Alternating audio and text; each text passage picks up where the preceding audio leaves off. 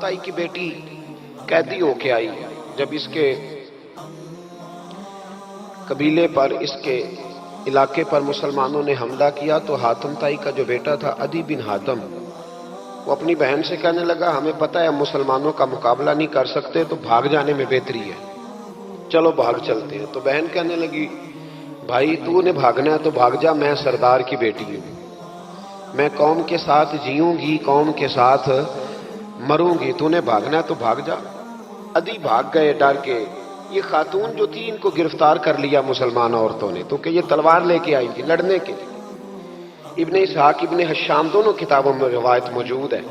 یہ خاتون کہتی ہے کہ میں نے بڑے تگڑے سوال تیار کیے، کیونکہ معاذ اللہ ثم معاذ اللہ میرا خیال تھا وہ نبی نہیں وہ بادشاہ ہیں، وہ ایک اسٹیٹ کے سربراہ ہے، وہ حکمران ہے، میں معاذ اللہ نبی نہیں. میں نے بڑے تگڑے سوال تیار کیے اور میں اپنے آپ سے کہہ رہی تھی میں ایسی ایسی باتیں کروں گی مسلمانوں کے نبی سے کہ انہیں جواب نہیں آئے گا.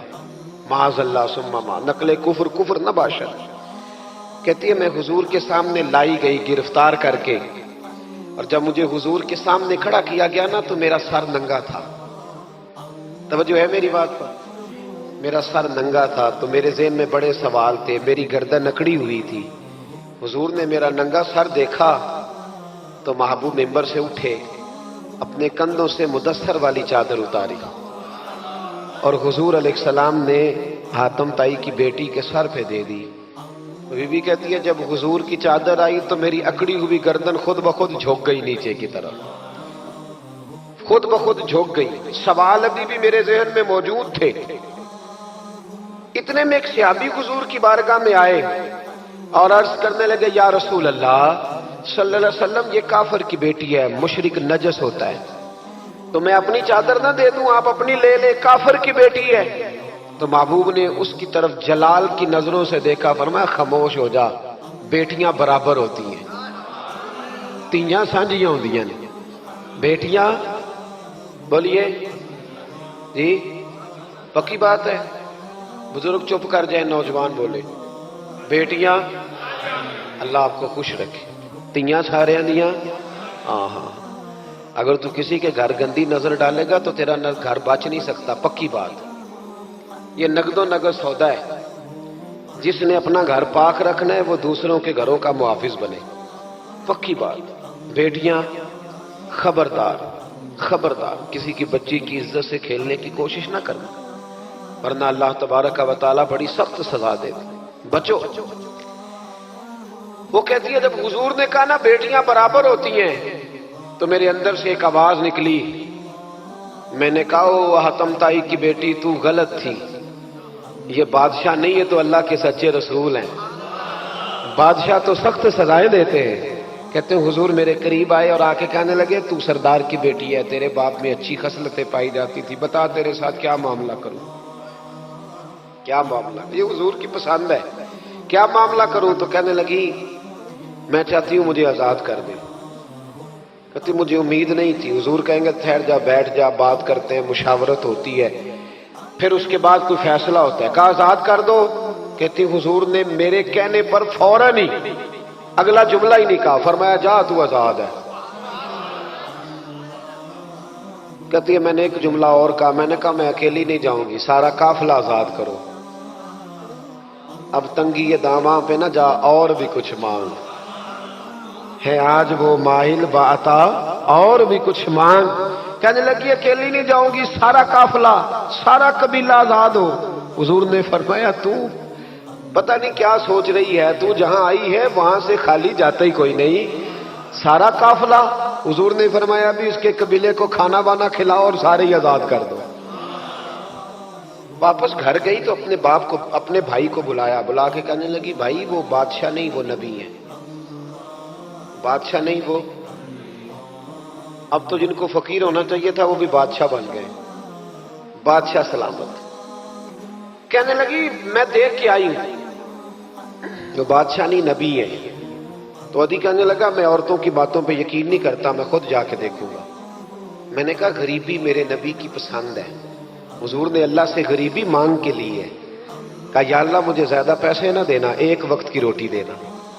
اور حضور فرماتے رب نے اختیار دیا ہے، اگر میں چاہوں تو احد پہاڑ سونے کا بن جائے اور میرے ساتھ چلا کرے، پر میں نے اللہ سے زیادہ دولت مانگی۔ او بھائی دولت بڑی پیاری ہوتی تو سب سے زیادہ میرے نبی کی تجوریوں میں ہوتی۔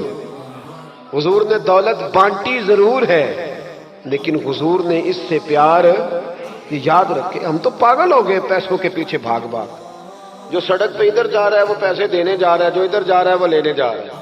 پیسے کا ہی چکر ہے سارا، پیسے کا ہی چکر ہے۔ کہتے ہیں میں مدینے آیا تو میں نے نبی پاک علیہ السلام کو غلاموں کے ساتھ کچی زمین پہ بیٹھے دیکھا، اور غلام بھی کون؟ ایک طرف حضرت بلال حبشی بیٹھے اور دوسری جانب حضرت عمار بن یاسر بیٹھے۔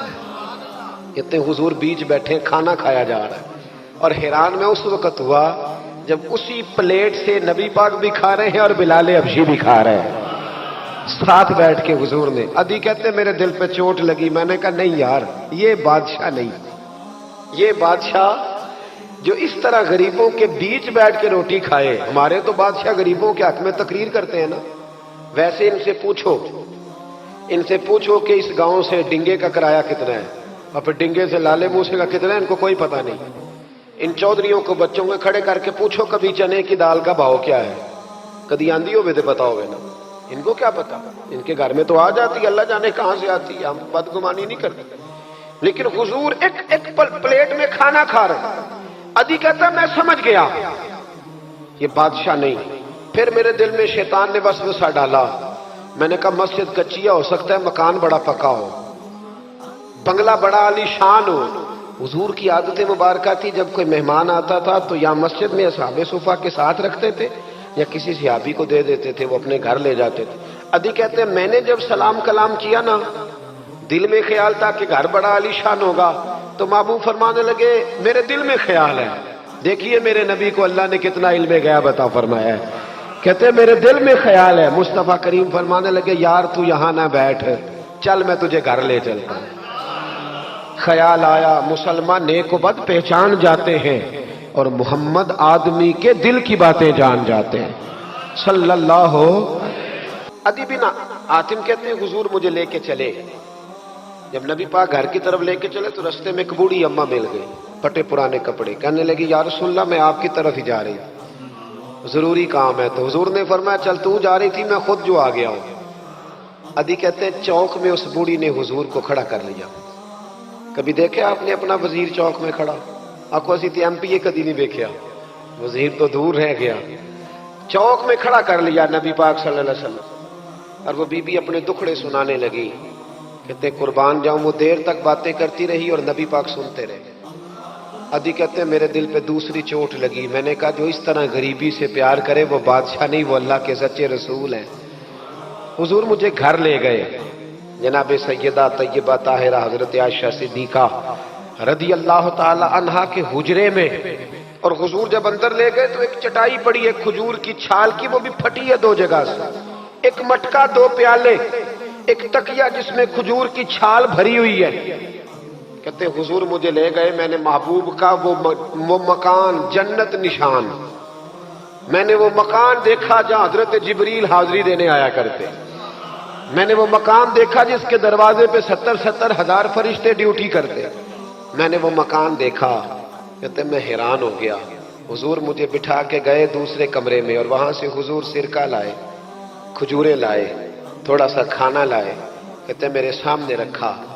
اب میں نے اس کھانے کی سادگی کو بھی دیکھا، لگے جو مزدور شاہ ایسا، نہ دھن نہ دولت سربراہ ایسا، فلک نشیں کا زمین پہ گھر ہے، میرا پیغمبر عظیم تر ہے۔ کہتے حضور صلی اللہ علیہ وسلم نے کھانا دیا تو حضور کی وہ سادگی، ادھر دیکھیں، اس بندے میں سادگی نہیں نہ ہوتی، اس میں اپنائیت نہیں ہوتی۔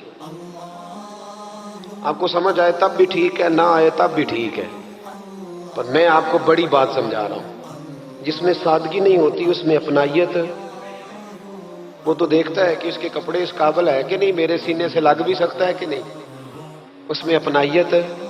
جو لوگ سادے نہیں ہوتے ان کے زیادہ رشتے نہیں ہوتے، ان کا لوگوں سے زیادہ پیار، اس لیے کہ وہ تو انتظار کرتے ہیں، کہتے ہیں میرے نال دی جتی پائے گا تو میرے نال ٹرے گا۔ جو سادے ہوتے نا، سادے جو لوگ غریب پرور ہوتے، ان کے رشتے بڑے پیار، بڑا محبتیں، بڑی زمانہ ان سے بڑا وابستہ ہو جاتا ہے، اس لیے کہ وہ لوگوں کے قریب آ جاتا ہے، وہ نیچے اتر کر لوگوں سے ملتے گلتے، وہ یہ نہیں دیکھتے میرا قد کتنا بڑا ہے، وہ یہ دیکھتے ہیں یار سامنے والے کا پیار مجھ سے کتنا ہے۔ وہ نیچے اتر کر لوگوں سے کہتے ہیں نبی پاک علیہ الصلوۃ والسلام نے بڑا سادہ سا مجھے کھانا دیا، جب میں کھا چکا تو حضور فرمانے لگے سارا کچھ تو آپ نے دیکھ لیا، کیا پروگرام ہے، کب جانا ہے آپ نے؟ دیکھ لیا سارا کچھ، اگلا پروگرام بنائے۔ تو عدی کہتے ہیں میں دور بیٹھا تھا، میں اٹھ کے قریب آ گیا، میں نے کہا محبوبہ اب کہاں جانا ہے، مجھے کلمہ پڑھائیں، میں مسلمان ہونا چاہتا ہوں۔ یہ غریبی حضور کی پسند ہے، تھوڑے پہ گزارا کرنا سیکھو۔ پتہ ہے دنیا میں سب سے زیادہ سکھی کون بندہ ہے؟ وہ بندہ سکھی ہے جسے اللہ نے جو دیا ہے نا وہ اس پہ راضی ہو گیا ہے۔